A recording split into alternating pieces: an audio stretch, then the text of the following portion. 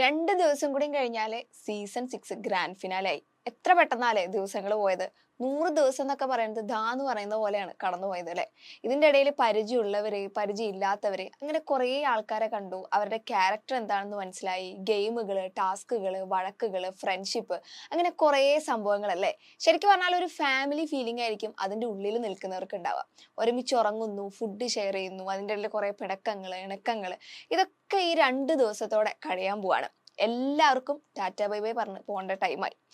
അപ്പോ എപ്പിസോഡ് 96 പ്രതീക്ഷിച്ചതും പ്രതീക്ഷിക്കാത്തതുമായ കുറേ സംഭവങ്ങൾ നടന്ന ഒരു എപ്പിസോഡായിരുന്നു ഇന്നലെ. ഒരു ഭാഗത്ത് ഹാപ്പി ആണെങ്കിൽ മറുഭാഗത്ത് സാഡ് ആയിരുന്നു. ഇങ്ങനെയാണ് എപ്പിസോഡ് പോയത്. ആദ്യം തന്നെ എപ്പിസോഡിലെ മെയിൻ സംഭവം മിഡ് വീക്ക് എവിക്ഷൻ.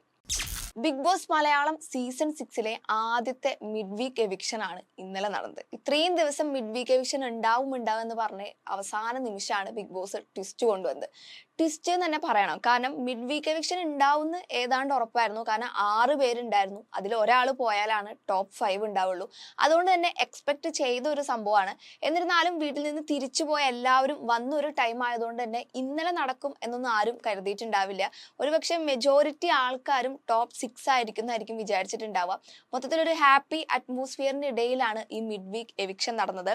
അങ്ങനെ ശ്രീതു ആണ് എവിക്റ്റ് ആയത്. കുറേ പേര് പ്രൊമോ വന്നപ്പോൾ തന്നെ ശ്രീതു എവിക്റ്റ് ആണെന്നൊക്കെ പറഞ്ഞിരുന്നു. അതേപോലെ തന്നെയാണ് സംഭവിച്ചത്. കാരണം ബാക്കിയുള്ളവരൊക്കെ, അതായത് ബാക്കിയുള്ള ശ്രീതു ഒഴികെ ബാക്കിയുള്ളവരെയൊക്കെ കമ്പയർ ചെയ്ത് നോക്കുമ്പോൾ ശ്രീതുവിനേക്കാൾ ഒരുപടി മുൻപിലുള്ള പെർഫോമൻസ് ആണ് ബാക്കി എല്ലാവരും അവിടെ കാഴ്ചവെച്ചിരുന്നത്. അതുകൊണ്ട് തന്നെ ഏകദേശം ഉറപ്പായിരുന്നു ശ്രീതു എവിക്റ്റ് ആവുന്നത്. സാധാരണ എവിക്ഷൻ പ്രോസസ്സ് നടക്കുന്നത് പോലെ ഗാർഡൻ ഏരിയയിൽ തന്നെയാണ് ഇത്തവണയും എവിക്ഷൻ പ്രോസസ്സ് നടന്നത്. 6 പേരുടെയും വെച്ച ഒരു ബോർഡുകൾ ഉണ്ടാവും. ഈ ബോർഡിലെ റിബൺ കൗണ്ട് ഡൗൺ പറഞ്ഞുമ്പോൾ വലിച്ചെടുക്കണം. ഈ റിബൺ വലിക്കുമ്പോൾ അടിഭാഗം തുറക്കുന്ന ബോക്സിലാണ് റിസൾട്ട് ഉണ്ടായിരുന്നത്. ഫസ്റ്റ് ഋഷി, അർജുൻ, അഭിഷേക്, ജിൻഡോ ഇവരൊക്കെ സേവ് ആയി. ലാസ്റ്റ് ജാസ്മിനും ശ്രീതു ആണ് വന്നത്. അങ്ങനെ അതിൽ നിന്നും ശ്രീതു ആണ് എവിക്റ്റ് ആയെന്ന് അറിയുന്നത്. സാധാരണ ആരെങ്കിലും എവിക്റ്റ് ആയി കഴിഞ്ഞാൽ അവരുമായിട്ടുള്ള കണക്ഷൻ ഉള്ള അല്ലെങ്കിൽ ഫ്രണ്ട്ഷിപ്പ് ഉള്ള അവർക്കൊക്കെയാണ് ബിഗ് ബോസ് വീടിന്റെ ഉള്ളിൽ കുറച്ച് വിഷമമൊക്കെ വരാറുള്ളത്. ശ്രീതു എവിക്റ്റ് ആയപ്പോൾ അങ്ങനെ ആയിരുന്നില്ല. എല്ലാവർക്കും വിഷമം ഉണ്ടായിരുന്നു. അതായത് അവിടെ പുറത്തുനിന്ന് പോയവരും കൂടി അകത്തുണ്ടായിരുന്നു. അവർക്കൊക്കെ ഭയങ്കര വിഷമമായിരുന്നു. പ്രത്യേകിച്ച് അർജുന്റെ കാര്യം. നമുക്കറിയാം, രണ്ടുപേരും സ്റ്റാർട്ടിങ് മുതൽ നല്ല ഫ്രണ്ട്ഷിപ്പ് ആയതുകൊണ്ട് തന്നെ ആ ഒരു ബോണ്ട് നമുക്ക് പെട്ടെന്ന് മനസ്സിലാവും. സോഷ്യൽ മീഡിയ മുഴുവൻ രണ്ടാളും റിലേഷൻ ആണ്, കോംബോ ആണ് അങ്ങനെയൊക്കെ പറഞ്ഞുവെങ്കിലും രണ്ടുപേരും ആ ഒരു റിലേഷനിലേക്കൊന്നും പോകാണ്ട് ഫ്രണ്ട്ഷിപ്പ് കീപ്പ് ചെയ്തിരുന്നു. എന്ത് സംഭവിച്ചാലും സമാധാനിപ്പിക്കാനാണെങ്കിലും ഇനിയിപ്പോൾ എന്ത് പ്രശ്നങ്ങൾ ഉണ്ടായാലും ഷെയർ ചെയ്യാനും രണ്ടുപേരും ഒരുമിച്ചുണ്ടായിരുന്നു. അതുകൊണ്ട് തന്നെ ആ ഒരു ഫീല് നമുക്ക് പെട്ടെന്ന് കണക്ട് ആവും. അർജുൻ ഫുൾ കരച്ചിലായിരുന്നു. ഒരു ഭാഗത്ത് ഗബ്രിയും ജാസ്മിനും പേരില്ലാത്തൊരു റിലേഷൻഷിപ്പ് ഫോളോ ചെയ്തപ്പോൾ പ്രേക്ഷകരുടെ ഇഷ്ടം നേടി മുൻപോട്ട് പോയ 2 പേരാണ് ശ്രീതു അർജുനും. ശ്രീതു നോർമൽ ക്യാരക്ടർ വിട്ട് അവിടെ ഒന്നും ചെയ്തിരുന്നില്ല. കാരണം ആവശ്യമുള്ളിടത്ത് റിയാക്ട് ചെയ്യും, ആവശ്യമില്ലാത്തടത്ത് റിയാക്ട് ചെയ്യില്ല. ടാസ്ക് വരുമ്പോഴാണെങ്കിൽ 100% കൊടുത്ത് കളിക്കും. മൊത്തത്തിൽ ആർക്കും ഇറിറ്റേറ്റ് ആകാത്ത ഒരു ക്യാരക്ടർ ആയിരുന്നു ശ്രീതുവിൻ്റെത്. അതായത് വീടിന്റെ ഉള്ളിലായാലും പുറത്തായാലും ശ്രീതുവിനെ അത്യാവശ്യം നല്ല സപ്പോർട്ടിങ് ആൾക്കാരുണ്ടായിരുന്നു. എനിക്ക് തോന്നുന്നു ക്യാപ്റ്റൻ ആയതിനു ശേഷമാണ് ശ്രീതുവിനെ കുറച്ചും കൂടി പ്രേക്ഷകർക്ക് മനസ്സിലായത്. പ്രേക്ഷകർക്ക് മാത്രമല്ല, മത്സരാർത്ഥികൾക്കും. അന്ന് എല്ലാവരും ഒരേപോലെ ബെസ്റ്റ് ക്യാപ്റ്റൻസി എന്നൊക്കെ പറയണമെങ്കിൽ അത് വെറുതെ ആയിരുന്നില്ല. ശ്രീതു മാക്സിമം എഫേർട്ട് എടുത്ത് നല്ല പോലെ ആ ഒരു വീക്ക് ക്യാപ്റ്റനായി കൊണ്ടുപോയിരുന്നു. ശേഷം എനിക്ക് തോന്നുന്നു ഫാമിലി വീക്കിൽ അമ്മ വന്നതിന് ശേഷമാണ് ഒന്ന് ഡൗൺ ആയത്. പിന്നീട് ഓക്കെ ആയി. ടിക്കറ്റ് ഫിനാലയിലൊക്കെ മാക്സിമം നന്നായി ടാസ്കുകളൊക്കെ ചെയ്തിരുന്നു. എപ്പോഴും ജയിക്കണം ആ ഒരു മൈൻഡിലാണ് ശ്രീതു ടാസ്കിനെ കണ്ടിരുന്നത്. അതായത് എന്തൊക്കെ സംഭവിച്ചാലും ടാസ്ക് വരുമ്പോൾ ശ്രീതു ഒരു 100% കൊടുത്ത് കളിക്കും. അതുകൊണ്ട് തന്നെ ഒട്ടുമിക്ക ടാസ്കിലും ജയിക്കാറുണ്ട്. ഈ ടങ് ട്വിസ്റ്റർ ടാസ്ക്, അതായത് ടിക്കറ്റ് ടു ഫിനാലയിലെ ടങ് ട്വിസ്റ്റർ ടാസ്ക് ഒക്കെ മലയാളം അറിയാഞ്ഞിട്ട് പോലും ശ്രീതു ആണ് സ്കോർ ചെയ്തത്. അതായത് തമിഴാണ് ശ്രീതുവിന്റെ ലാംഗ്വേജ്, എന്നിട്ട് പോലും അടിപൊളിയായി ആ ടങ് ട്വിസ്റ്റർ ഒക്കെ പറഞ്ഞത് ഭയങ്കര സംഭവമായിട്ടുണ്ടായിരുന്നു. അങ്ങനെ മൊത്തത്തിൽ ഒരു നെഗറ്റീവ് ഇല്ലാത്ത ഒരു മത്സരാർത്ഥി സീസൺ 6 ഉണ്ടെങ്കിൽ അത് ശ്രീതു ആയിരിക്കും. എല്ലാവരുടെയും ഇഷ്ടം നേടിയ ഒരു മത്സരാർത്ഥിയാണ്. ഈ പറഞ്ഞ പോലെ വോട്ടാണ് എല്ലാത്തിൻ്റെയും ലാസ്റ്റ്. അതുകൊണ്ടാണ് ഇപ്പോൾ എവിക്റ്റ് ആയി പോയത്. മറ്റൊരു രീതിയിൽ നോക്കിക്കഴിഞ്ഞാൽ 95 ദിവസം നിൽക്കുക അല്ലെങ്കിൽ ടോപ്പ് 6 എത്തുക എന്ന് പറയുന്നത് ഒരു ചെറിയ കാര്യമല്ല. കാരണം ഇത്രയും ആൾക്കാരിൽ നിന്ന്, അതായത് 25 ആൾക്കാരിൽ നിന്നാണ് ഈ ടോപ്പ് 6 വരെ എത്തിയത്. അതുകൊണ്ട് തന്നെ ഇത്രയും ദിവസം വരെയെങ്കിലും എത്തി എന്നത് തന്നെ ഒരു ഭാഗ്യമാണ്. എവിക്റ്റ് ആയി പോയത് എന്നത് മറ്റൊരു വശമാണെങ്കിലും ഈ ഒരു ടോപ്പ് 6 വരെ എത്തി എന്നത് തന്നെ ശ്രീതുവിന്റെ ഒരു വിജയമാണ്. അങ്ങനെ എവിക്ഷൻ ഒരു ഭാഗത്ത് നടന്നു. ഇന്നലെ വീട്ടിലേക്ക് എത്തിയത് 3 പേരാണ്: ഗബ്രി, ശരണ്യ, അഭിഷേക്, ജയദേവ്. എന്താ പറയാ, ജാസ്മിൻ ആഗ്രഹിച്ച ആള് തന്നെ ഇന്നലെ വീട്ടിലെത്തി. അതുകൊണ്ട് തന്നെ എപ്പിസോഡിന്റെ സ്റ്റാർട്ടിങ് തന്നെ ഗബ്രി വരുന്നതാണ് കാണിച്ചത്. ഇത്രയും ദിവസം ഗബ്രി വന്നില്ലല്ലോ പറഞ്ഞിട്ട് ജാസ്മിൻ ഫുള്ള് വിഷമത്തിലായിരുന്നു. അങ്ങനെ ലാസ്റ്റ് വന്നു. മോർണിംഗ് ടൈമിൽ, അതായത് എല്ലാവരും ഉറങ്ങുന്ന ടൈമിൽ ജാസ്മിൻ ഒരു സർപ്രൈസ് ഒക്കെ കൊടുത്തിട്ടാണ് ഗബ്രി വന്നത്. എല്ലാവരും വെയിറ്റ് ചെയ്ത് വന്നായിരുന്നു അല്ലെ ഈ റീ എൻട്രി. കാരണം ഗബ്രിയെ കണ്ടു കഴിഞ്ഞാൽ എങ്ങനെയാവും റിയാക്ഷൻ, എങ്ങനെയാവും സംസാരിക്കുക, എങ്ങനെയാവും മൊത്തത്തില് ജാസ്മിൻ ഗബ്രീനെ കണ്ടു കഴിഞ്ഞാൽ എങ്ങനെയായിരിക്കും എന്നറിയാൻ ഭയങ്കര വെയിറ്റിംഗ് ആയിരുന്നു പ്രേക്ഷകരെ. കാരണം ഓൾറെഡി ഗബ്രി പോയതിനു ശേഷം നമുക്കറിയാം ഗബ്രിയുടെ ഫോട്ടോ അതുപോലെ മാല ഇതൊക്കെ പിടിച്ച് ഫുള്ള് കരച്ചിലായിരുന്നു. എന്ത് പറഞ്ഞാലും അറ്റ്ലാസ്റ്റ് ഗബ്രി എന്ന് മാത്രമാണ് ജാസ്മിൻ പറഞ്ഞിരുന്നത്.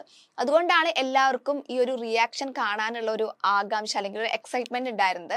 സത്യം പറഞ്ഞാൽ ഗബ്രി വന്നതിന് ശേഷം ജാസ്മിൻ ഈ ബാക്ക് ടു ഹാപ്പി മൂഡ് എന്നൊരു രീതിയിലേക്ക് എത്തിയിട്ടുണ്ട്. അത്രയും നാള് ഒരു നോർമൽ ഒരു ഫ്ലോ എന്ന രീതിയിലാണ് പോയിരുന്നതെങ്കിൽ ഗബ്രി വന്നതിന് ശേഷം മൊത്തത്തിൽ ജാസ്മിന്റെ ക്യാരക്ടർ മാറി.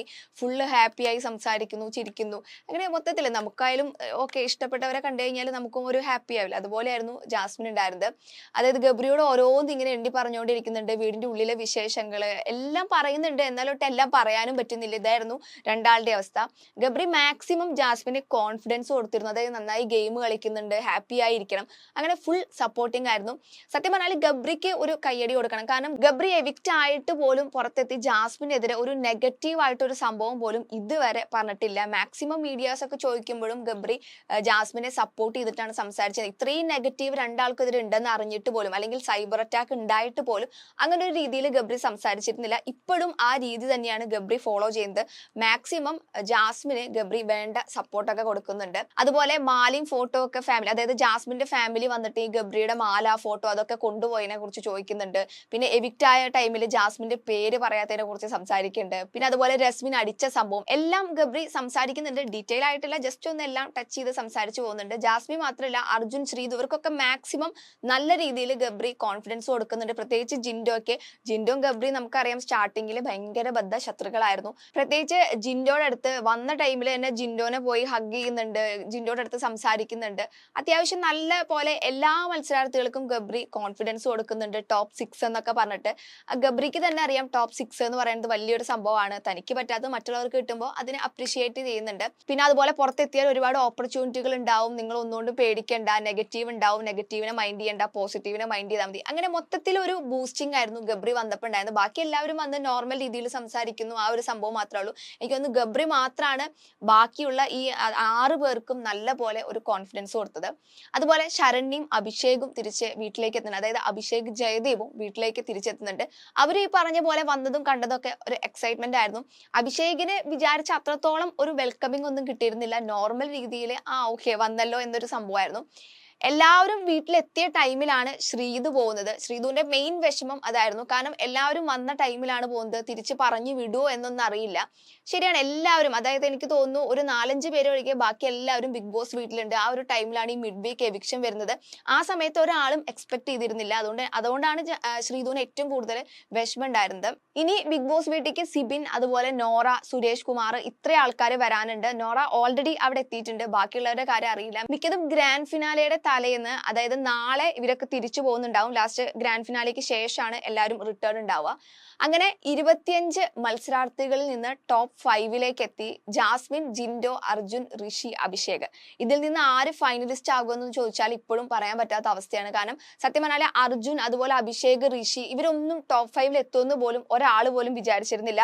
ലാസ്റ്റ് ടൈമിലാണ് ഇവരൊക്കെ ഗെയിം ട്രാക്കിലേക്ക് എത്തിയതെന്ന് തന്നെ. പ്രത്യേകിച്ച് അഭിഷേകും അതുപോലെ ഋഷിയും ഒക്കെ ടിക്കറ്റ് ടു ഫിനാലേക്ക് ഇത്ര ഗംഭീരാക്കുന്ന ഒരാൾ പോലും വിചാരിച്ചിട്ടുണ്ടാവില്ല. അത്രയും കാലം ഒട്ടും ആക്റ്റീവ് അല്ലാതിരുന്ന ആൾക്കാരാണ് ടിക്കറ്റ് ടു ഫിനാലെ വന്നപ്പോൾ മാക്സിമം സ്കോർ ചെയ്തത്.